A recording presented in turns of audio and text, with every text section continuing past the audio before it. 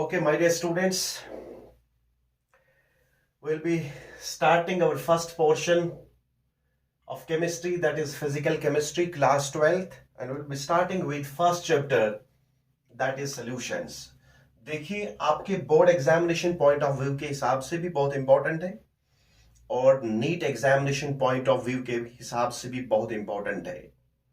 इसमें mostly board exam में long answer type question आता है और आपके नीट में भी मोस्टली क्वाइट ऑफन दो क्वेश्चंस इसमें आते हैं, बहुत आसान से क्वेश्चंस आते हैं। तो देखिए इससे पहले हम स्टार्ट करें, हम कंडीशंस पे आ जाएं, पहले हम थोड़ा बहुत डिफाइन करेंगे। मैं अब रिपीट भी करूंगा ये डेफिनेशन, लेकिन पहले देखिए सोल्यूशन किस चीज को आप कहेंगे, किस मिक्सचर का नाम सोल्यूशन है, किस मिक्सचर को आप सोल्यूशन कहेंगे। देखिए सोल्यूशन जो है ये एक होमोजेनस मिक्सचर है, अभी समझाएंगे। होमोजेनस मिक्सचर है दो या दो से ज्यादा केमिकली नॉन रिएक्टिंग सब्सटेंसेस का, और यहां पर देखिए हम जो अमाउंट वेरी कर रहे हैं सल्यूट का, जो हम डाल रहे हैं, that should be varied up to certain limits at a particular temperature. So means solution एक होमोजेनस मिक्सचर होता है दो या दो से ज्यादा केमिकली नॉन रिएक्टिंग सब्सटेंसेस का, और यहां पर जो हम अमाउंट वेरी करेंगे अप टू सर्टेन लिमिट्स हम वेरी करेंगे एट अ पर्टिकुलर टेम्परेचर।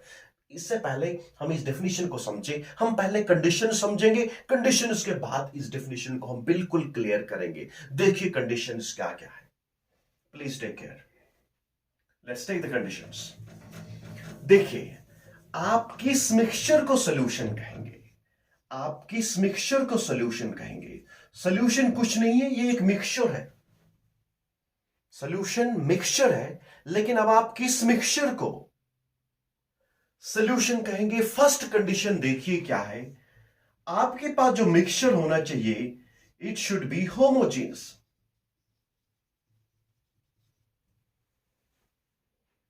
तो फर्स्ट कंडीशन जो है, आप किस मिक्सचर को सॉल्यूशन कहेंगे, आप उस मिक्सचर को सॉल्यूशन कहेंगे जो होमोजेनस होगा।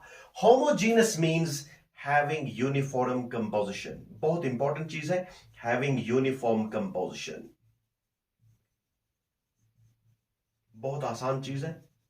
देखिए यूनिफॉर्म कंपोजिशन क्या चीज है, किस मिक्सचर का सॉल्यूशन कहेंगे। फर्स्ट कंडीशन क्या है, बहुत वाइटल कंडीशन है, दैट इज होमोजेनस। आप हेटेरोजेनस मिक्सचर को सॉल्यूशन कभी नहीं कहेंगे, your solution should be homogeneous mixture. That is why definition में हमने कहा होमोजेनस मिक्सचर, फर्स्ट कंडीशन। देखिए होमोजेनस क्या चीज है, सपोज आपके पास पानी है, यूनिवर्सल सॉल्वेंट है, और इस पानी में आप क्या कर रहे हैं, आपके पास पानी है और आप इसमें डाल रहे हैं sodium chloride, table salt, common salt, rock salt डाल रहे हैं। अब देखिए कंप्लीट डिसोल्यूशन के बाद जब आप इसको कंप्लीटली डिसॉल्व करेंगे, एक डेफिनेट अमाउंट ऑफ सॉल्यूट को, डेफिनेट अमाउंट ऑफ NaCl को जब आप डिसॉल्व करेंगे, आफ्टर डिसोल्यूशन मैं आपसे कहता हूं मुझे पानी इसमें से दीजिए, लेकिन वो पानी दीजिए जो ज्यादा साल्टी होगा। आप क्या करेंगे, है ना। सो मीन्स आप कहेंगे सर कहां से लाएंगे हम, बिकॉज जितनी कंसंट्रेशन यहां पर है साल्ट की, उतनी कंसंट्रेशन इस पोर्शन में भी है, जितनी कंसंट्रेशन यहां पर है उतनी ही कंसंट्रेशन यहां पर भी है। इसलिए जो फर्स्ट वाइटल कंडीशन है, your mixture should B homogeneous means it should have a uniform composition. Mixture should be characterized by the uniform composition of the component जो आपने इसमें डिसॉल्व कर दिया। डिसोल्यूशन के बाद बिल्कुल concentration of this component should be same at every place. तो देखिए first important condition is your mixture should B homogeneous. Heterogeneous system नहीं होना चाहिए, बल्कि होमोजेनस सिस्टम होना चाहिए, यूनिफॉर्म कंपोजिशन होना चाहिए, हर किसी जगह कॉन्सेंट्रेशन सेम होनी चाहिए। दूसरी कंडीशन देखिए क्या है, किस मिक्सचर को सॉल्यूशन कहेंगे। देखिए दूसरी वाइटल कंडीशन क्या है, monophasic. Monophasic means single phase, having single phase. देखिए आप जब NaCl पानी में डाल रहे हैं या आप जब शुगर डाल रहे हैं पानी में, तो आफ्टर डिसोल्यूशन आपको सिर्फ पानी ही पानी दिखता है, सिर्फ एक सिंगल फेज दिखता है। जिस टाइम आपको दो फेज दिखेंगे, तो जब आप दो फेज डिफरेंशिएशन होगी, ऐसे मिक्सचर को सॉल्यूशन नहीं कहेंगे।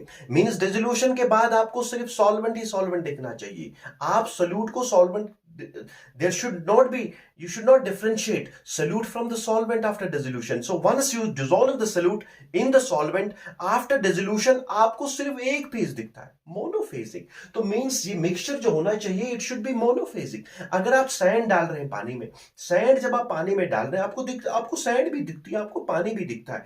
तो ये हेटेरोजेनस सिस्टम है, तो ये बाइफेजिक सिस्टम है. तो इसलिए इस सिस्टम को हम कभी सोल्यूशन नहीं कहेंगे. तो दूसरी कंडीशन जो है, your mixture should be monophasic, there should be a single phase, सिर्फ आपको सॉल्वेंट दिखना चाहिए. This is the second important condition for a mixture to be called a solution. Third देखिए, बहुत इंपॉर्टेंट चीज है, non reacting components. Non reacting components, आप जब कंपोनेंट्स ऑफ द मिक्सचर को मिला रहे हैं, they should be non reacting. अगर इन्होंने कंपोनेंट्स ऑफ द मिक्सचर अगर इन्हें रिएक्ट किया, तो रिएक्शन केमिकली अगर इन्हें रिएक्ट किया, तो केमिकल रिएक्शन के बाद आप एक मिक्सचर को सॉल्यूशन नहीं कहेंगे. ऐसा समझाएंगे, इसको एग्जाम्पलीफाई करेंगे. देखिए, अगर आपके पास सोडियम मेटल है, ग्रुप फर्स्ट एल्कली मेटल है, lithium, sodium, potassium, rubidium, caesium and francium. देखिए, ये बिल्कुल सॉफ्ट मेटल है, you can cut it with a knife. आप इसको क्या करेंगे, आप इसको पानी में डालेंगे, तो आप कहेंगे सर हमारे पास सोल्यूशन बन गया. नहीं, आपने सोडियम को पानी में डाल दिया, लेकिन जो ही आप सोडियम को पानी में डाल रहे हैं, तो यहां पर देखिए एक एक्सोथर्मिक टाइप ऑफ रिएक्शन होती है. तो you are getting sodium hydroxide. तो यहां पर देखिए सोडियम हाइड्रोक्साइड बनता है और with the evolution of hydrogen gas. तो आप कहेंगे सर हमने सोडियम को पानी में डाल दिया तो हमारे पास एक सोल्यूशन बन गया. नहीं, तो मैंने क्या कहा, मैंने कहा कि नॉन रिएक्टिंग कंपोनेंट्स. आप जब कंपोनेंट्स ऑफ द मिक्सचर, किस मिक्सचर को सोल्यूशन कहेंगे, first homogeneous, monophasic and non reacting. आप जब कंपोनेंट्स को मिक्स कर रहे हैं, after mixing the components they should not chemically react. हाँ, इंट्रैक्शन होनी चाहिए डिसोल्यूशन के लिए, हम समझेंगे आगे, मैं पढ़ाऊंगा डिसोल्यूशन कैसे होता है, लेकिन chemically they should not chemically react. Once the components they react chemically, at that time you will not be calling this mixture as a solution. So third important vital condition is the component should be non-reacting. Component should not react. इसके बाद देखिए और एक condition क्या है, देखिए किस mixture को आप सोल्यूशन कहेंगे. फोर्थ इंपॉर्टेंट कंडीशन जो है, किस मिक्सचर को आप सोल्यूशन कहेंगे, दैट इज, देखिए फोर्थ कंडीशन जो है, definite amount of solute at a particular temperature.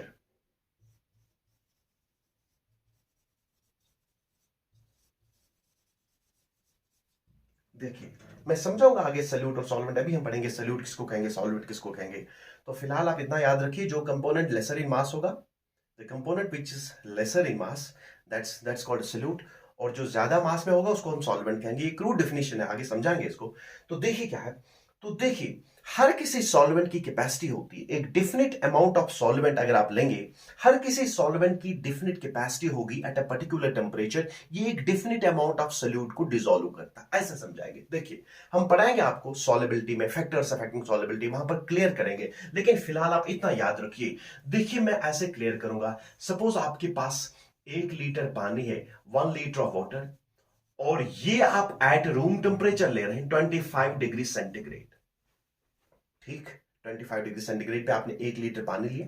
Suppose at 25 degree centigrade 1 litre of water can dissolve a maximum of suppose 200 grams of NaCl. हम सपोज कर रहे हैं कि 1 लीटर पानी में 25 डिग्री सेंटीग्रेड में, मैंने टेम्परेचर को कांस्टेंट किया, अभी समझाएंगे बिकॉज सॉल्युबिलिटी वेरी करती है टेम्परेचर. तो देखिए सपोज 25 डिग्री सेंटीग्रेड पे हमने देखा कि 1 लीटर पानी में 200 ग्राम्स ऑफ सोडियम क्लोराइड जा रहा है. ठीक, मींस आप जो 1 ग्राम डाल रहे हैं बिल्कुल complete dissolver, second, third, fourth up to देखिए 100. जब 200 ग्राम आप डालेंगे बिल्कुल कंप्लीट, उस टाइम ये होमोजेनस दिखता है, मोनोफेजिक दिखता है, नॉन रिएक्टिंग दिखता है. इसके बाद देखिए, लेकिन जो ही आप इस थ्रेशहोल्ड लेवल को क्रॉस कर रहे हैं, 200 ग्राम को क्रॉस कर रहे हैं, तो ये जो एक्सेस आप सोल्यूट डाल रहे हैं ये प्रेसिपिटेट हो जाएगा, यहां प्रेसिपिटेशन हो जाएगी एक्सेस सोल्यूट की, ऐसा समझाएंगे. देखिए एक रूम में कैपेसिटी है और इस रूम में सपोज 20 स्टूडेंट्स की कैपेसिटी है।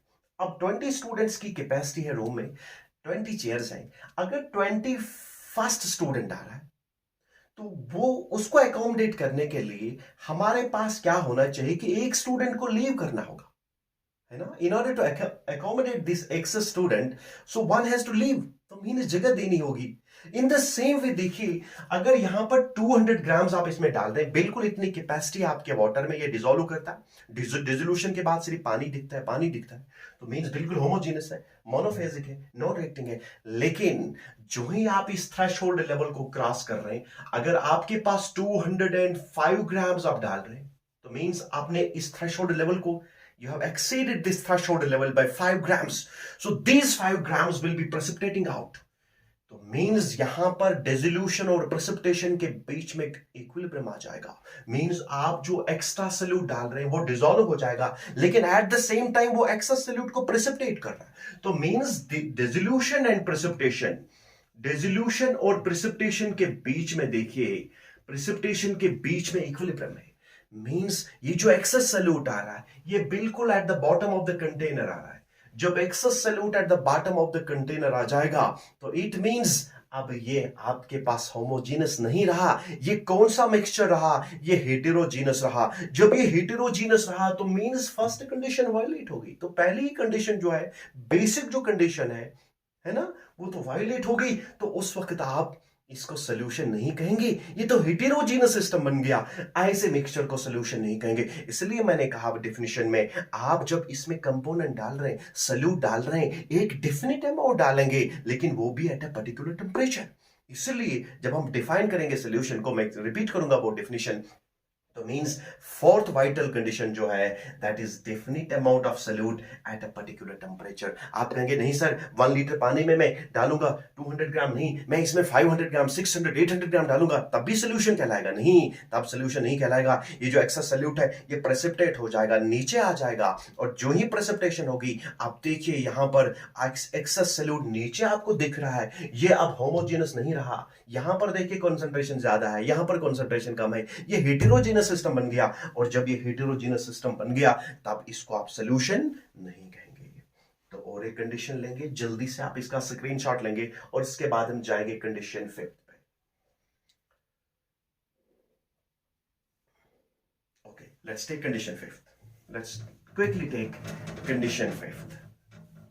देखिए कंडीशन 5 क्या है, बहुत वाइटल कंडीशन है। देखिए सोल्यूशन की जो वाइटल कंडीशन है, 5th condition, the particles of the solution, or you can say the particles of the mixture, because solution is a mixture. The particles of the solution should be of molecular size, that is less than 1 nanometer. और यहां पर देखिए इस mixture में जो भी particles हैं, इन particles का साइज जो होना चाहिए, that should be molecular size, means less than 1 nanometre. अगर 1 नैनोमीटर को क्रॉस करेंगे, इस हमारे पास और एक सिस्टम बनता है जैसे कोलाइडल सिस्टम है, इसके बाद देखिए सस्पेंशन भी है। तो फिलहाल आप इतना याद रखिए, जो सोल्यूशन के पार्टिकल्स हैं, जो इस मिक्सचर के पार्टिकल्स हैं, इनका जो साइज होना चाहिए after dissolution, the size of the particle should be of molecular, that should be in the molecular range, that is less than 1 nanometre. देखिए 1 नैनोमीटर क्या चीज है? 1 nanometre is equal to 10 to the power -9 metre. बहुत छोटा particle, molecular size का particle होना चाहिए। अगर इसने 1 नैनोमीटर को एक्सीड कर दिया तब इसको सोल्यूशन नहीं कहेंगे। तो means the particles of the mixture, or you can say, in other words, you can say solution is a mixture, you can say the particles of the solution that should be of molecular size. Molecular size means they should be, the size should be less than 1 nanometer. 1 nanometer is equal to 10 to the power -9 meter. Is this clear? Any doubt, any question, any query? Let's move forward. Let's take 6th condition. देखिए 6th condition देखिए, the components of the mixture, the components of the mixture should not be separated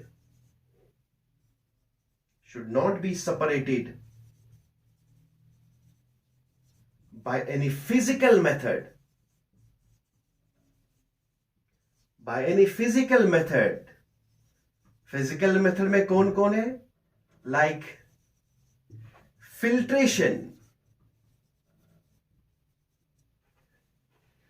filtration और settling और सेंट्रिफ्यूगेशन,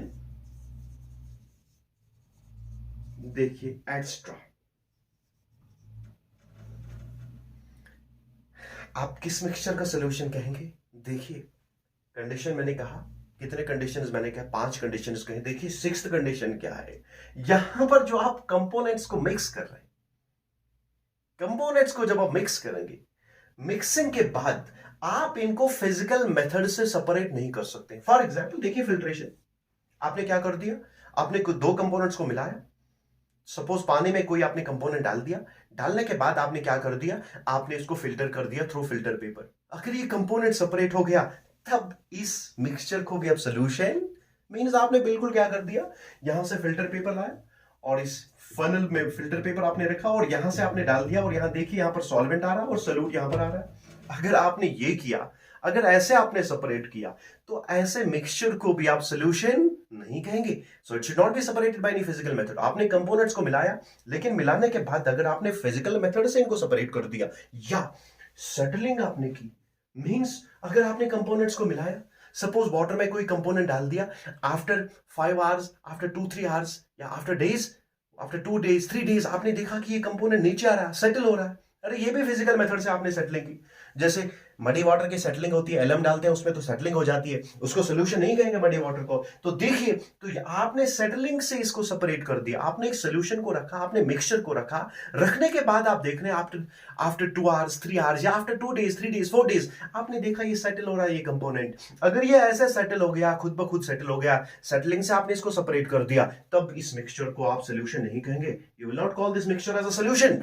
और या आपने सेंट्रिफिकेशन की, आपने सेंट्रिफ्यूज में डाल दिया, इसको बिल्कुल रोटेशंस पर मिनट इंक्रीज की, तो जब आप रोटेशन इंक्रीज कर रहे हैं, ऐसे क्या होता है? ये कंपोनेंट सेपरेट हो रहे हैं, ऊपर एक कंपोनेंट आ रहा है, नीचे दूसरा कंपोनेंट आ रहा है। ऐसा करने से भी आप इस कंपोनेंट को, आप इस मिक्सचर को सॉल्यूशन नहीं कहेंगे। So you will not be calling this mixture as a solution.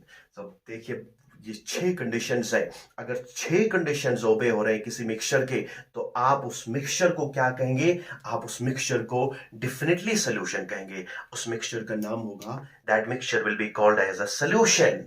तो इसलिए अब आप डिफाइन करेंगे सॉल्यूशन को। शाबाश, कैसे डिफाइन करेंगे सॉल्यूशन को? जरा देखिए, फर्स्ट जो मैंने डेफिनेशन बताई थी, तो इनिशियली जो मैंने डेफिनेशन बताई थी, बहुत आसान से डेफिनेशन मैंने बताई। अब हम इसको रिपीट करेंगे, डेफिनेशन क्या चीज है। तो देखिए 6 कंडीशंस हमने पढ़ी, अब हम सॉल्यूशन को कैसे डिफाइन करेंगे? Solution is a homogeneous mixture of, आप देखिए पहला जो इनिशियली मैंने डेफिनेशन बताई वो बिल्कुल अब क्लियर है। Solution is a homogeneous mixture of 2 और more than 2 chemically non-reacting substances, the relative amounts of which can be varied up to certain limits at a particular temperature. Temperature बिल्कुल आपको define करना होगा, बिकॉज सॉलिबिलिटी वेरी कर रही है temperature के साथ साथ। अगर कोई सोल्यूशन 25 डिग्री सेंटीग्रेड पे, सपोज 25 डिग्री सेंटीग्रेड पे कोई आप मिक्सचर जो है वो हेटेरोजीनस है, लेकिन आप टेम्परेचर इंक्रीज करेंगे वो होमोजीनस बनता है। इसलिए टेम्परेचर को बिल्कुल कांस्टेंट रखना होगा, वही ऑथेंटिक डेफिनेशन है। Any problem? Okay, let's move now. One more topic of this solution, that is components of solution.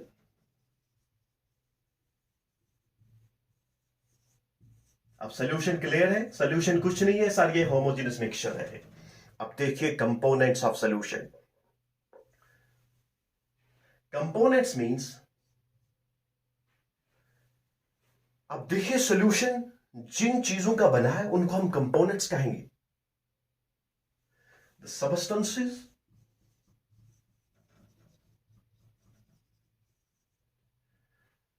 which form our solution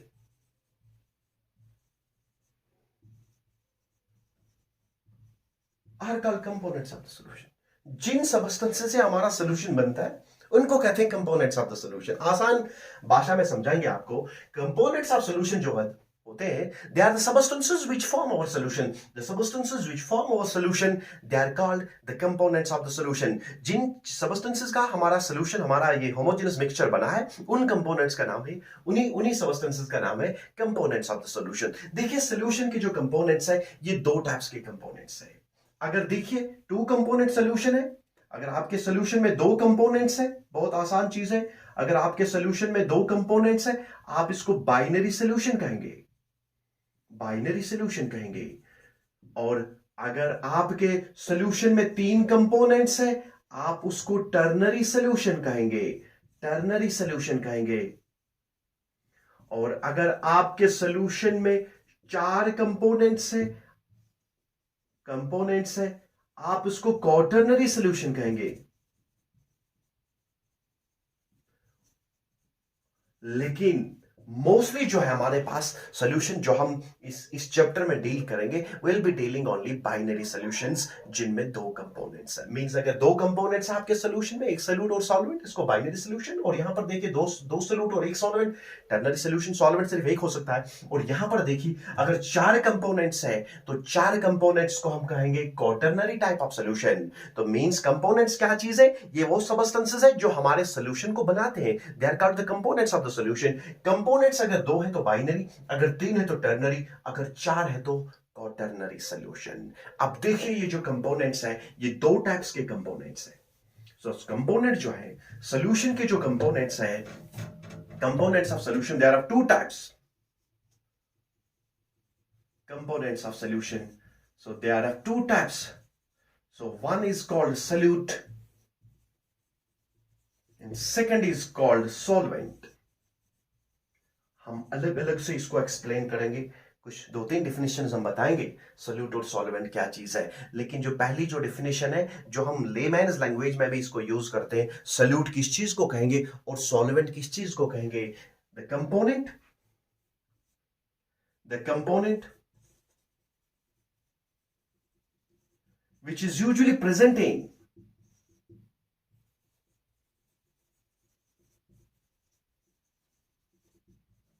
in smaller amount by mass.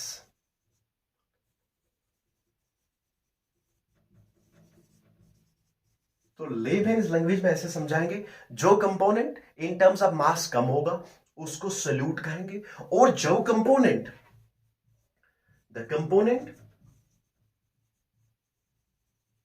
the component which is usually present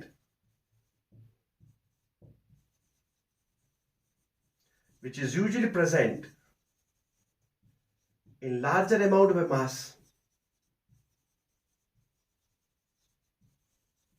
ऐसे component को हम solvent कहेंगे। देखिए solution क्या चीज है, components क्या चीज है। सॉल्यूट लेमैन्स लैंग्वेज में कहेंगे जो कंपोनेंट कम होगा उसको सॉल्यूट कहेंगे, और जो कंपोनेंट लार्जर अमाउंट इन मास होगा, इन टर्म्स ऑफ मास अगर कोई कंपोनेंट कम है तो आप कहेंगे सर सॉल्यूट है, और अगर इन टर्म्स ऑफ मास कोई कंपोनेंट ज्यादा है आप कहेंगे सर सॉल्वेंट है।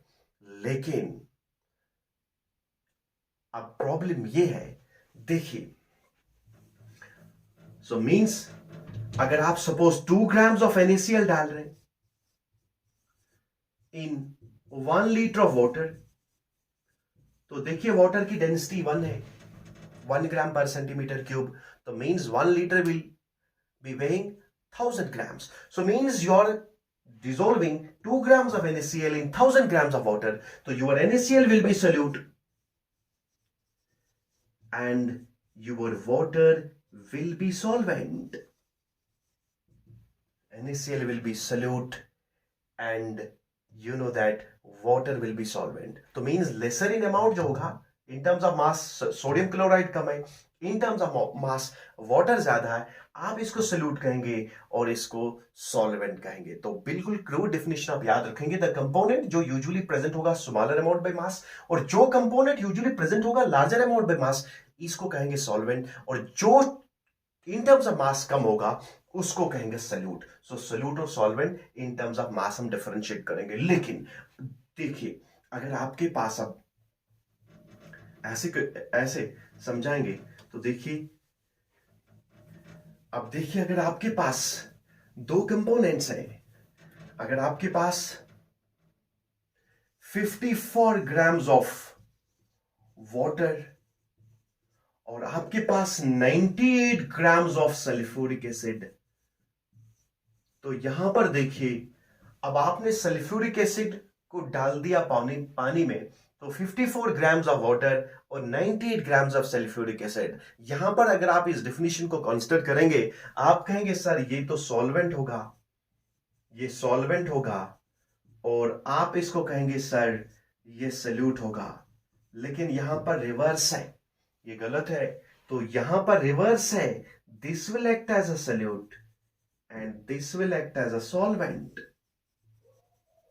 मीन्स अगर आपने 54 ग्राम्स पानी लिया और आपने इसमें 98 ग्राम्स ऑफ सल्फ्यूरिक एसिड डाल दिया, तो देखिए 98 ग्राम्स ऑफ सल्फ्यूरिक एसिड ज्यादा आपको लगता है। अगर आप फर्स्ट डेफिनेशन को कंसीडर करेंगे, तब आप so in view of that definition, you can say 98 grams of sulfuric acid, they will correspond to solvent, and your 54 grams of water, they will correspond to solute. लेकिन यहां देखिए, यहां जरा calculate कीजिए नंबर ऑफ मोल्स।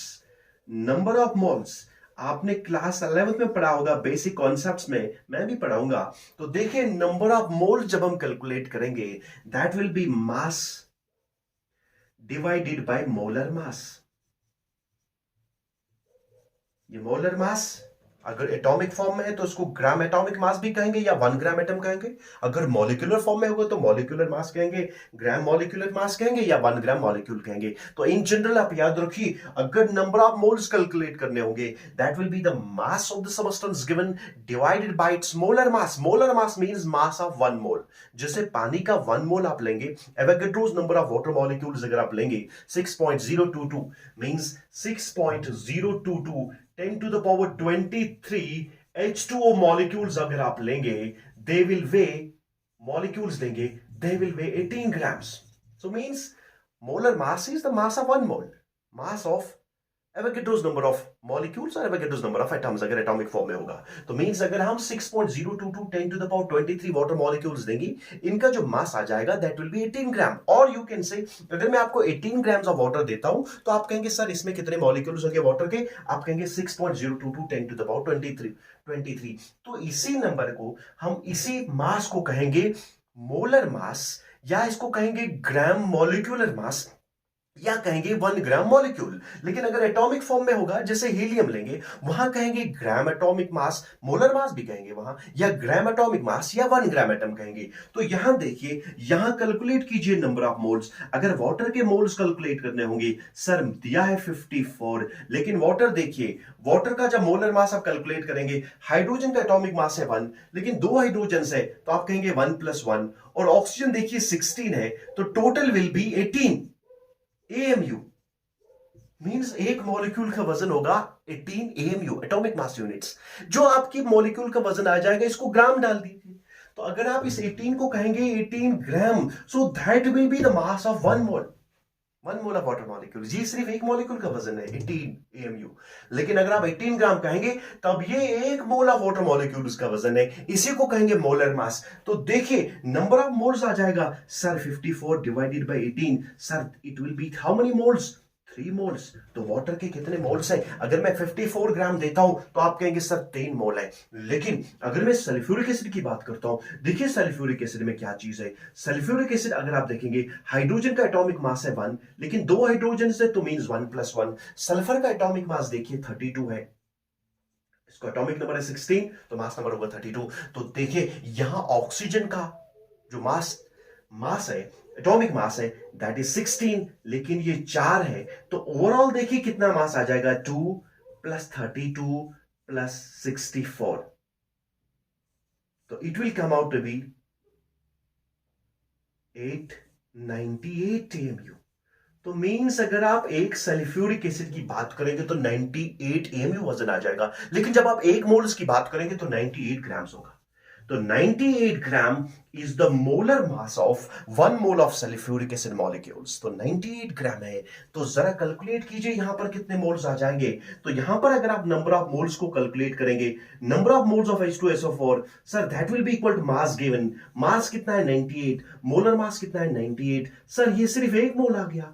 तो इसलिए यहां reverse हो जाएगा। इसलिए जब हम सल्यूट और सॉल्वेंट को डिफाइन करेंगे, हम इन टर्म्स ऑफ मोल्स डिफाइन करेंगे। जिसके ज्यादा मोल्स होंगे उसको सॉल्वेंट कहेंगे, जिसके कम मोल्स होंगे उसको सल्यूट कहेंगे। यहां 3 मोल्स हैं, अगर 3 मोल्स हैं तो आप कहेंगे सर हमारा water it will act as a solvent, और यहां देखिए सर यहां पर सिर्फ 1 मोल है, it will act as a solute. तो इसलिए मास पे ज्यादा फोकस नहीं करेंगे आप। तो मींस अगर इन टर्म्स ऑफ मोल्स देखेंगे, जिसके मोल्स ज्यादा होंगे that will be taken as solute, और जिसके मोल्स कम होंगे that will be taken as solvent. So the component which is characterized by smaller number of moles that will be taken as a solute, and the component which is characterized by larger number of moles in the solution that will be known as solvent. So in terms of moles कहेंगे, जो component in terms of moles कम होगा that will be taken as solute, और जो component in terms of moles ज्यादा होगा that will be taken as solvent. यहां water को sulphuric acid से मिलाया आपने, तो यहां 98 ग्राम तो यहां 54, बाजाहिर आपको लगता है ऑब्वियसली आप कहेंगे मास इसका ज्यादा है। अगर आप फर्स्ट डेफिनेशन कंसीडर करेंगे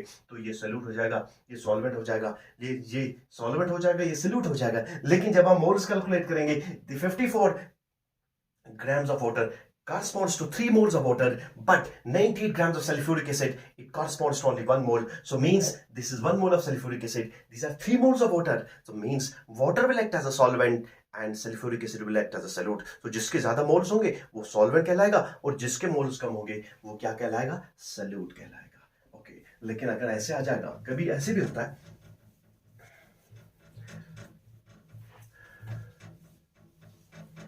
लेकिन अगर आपके पास suppose in terms of volume आपके पास 10 ml पानी है और आपके पास 10 ml इथेनॉल है,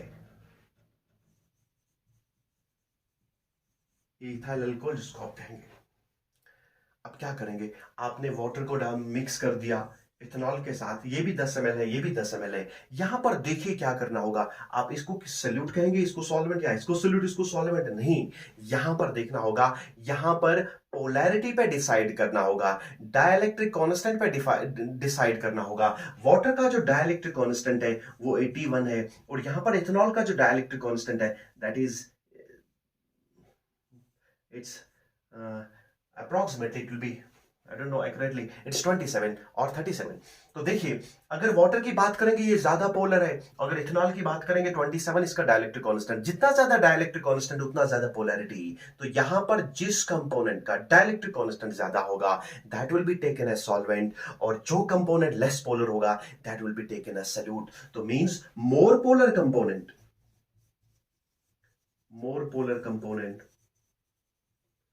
will be taken as solvent, और लेस पोलर कंपोनेंट जो होगा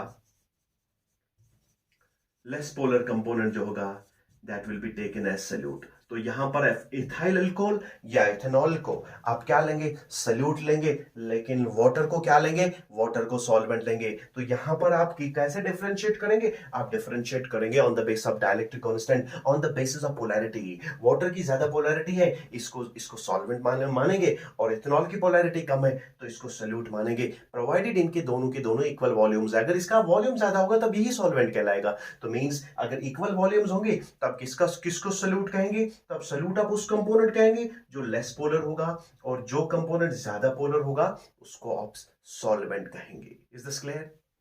लेकिन जो यूनिवर्सली एक्सेप्टेड डेफिनेशन है देखिए वो क्या है।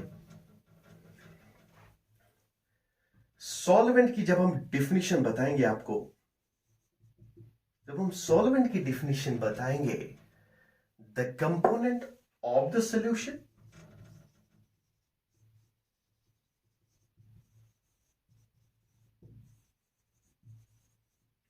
the component of the solution which determines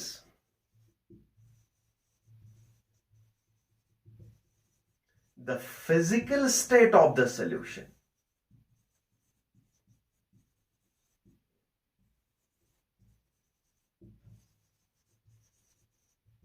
the component of the solution which determines the physical state of the solution is called solvent।